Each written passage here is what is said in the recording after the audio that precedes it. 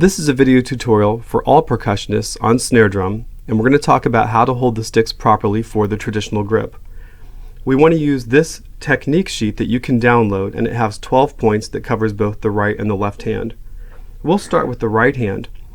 On the right hand stick, we see the first point is to have about 3 inches of the stick showing.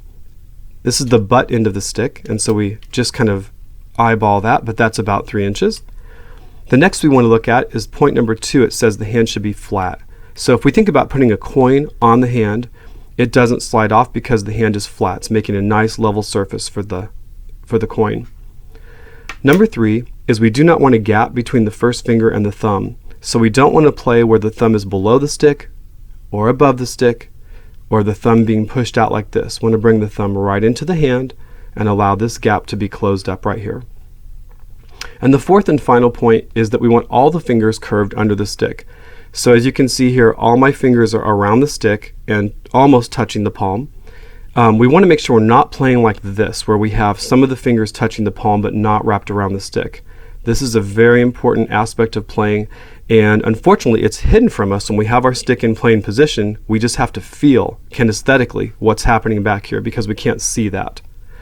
On the left hand, we'll start with point number 5.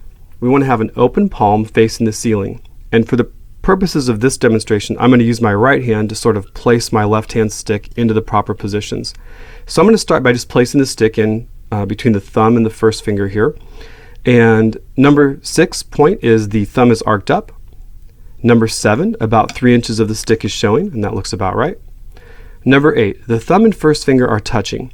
And we want to examine this a little more closely. We want the thumb to be arced up against the first finger. We do not want the thumb to be pressing down on top of the first finger.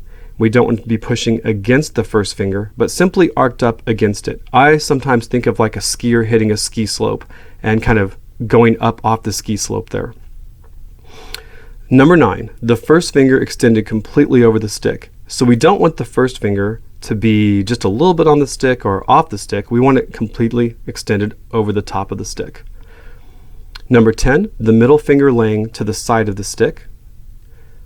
Number 11, the pinky tucked under the ring finger. So this is our ring finger and this is the pinky. And the pinky and ring finger work as a team. So they're almost like they're joined together. And number 12 is probably the most critical aspect of the traditional grip. The ring finger makes a seat for the stick. The stick rests over the cuticle of the fingernail on the ring finger. So the cuticle is this place right here where the flesh meets the fingernail. And again, the stick is resting right on top of that.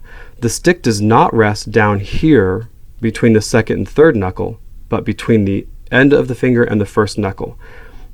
The middle finger helps to keep the stick in that position.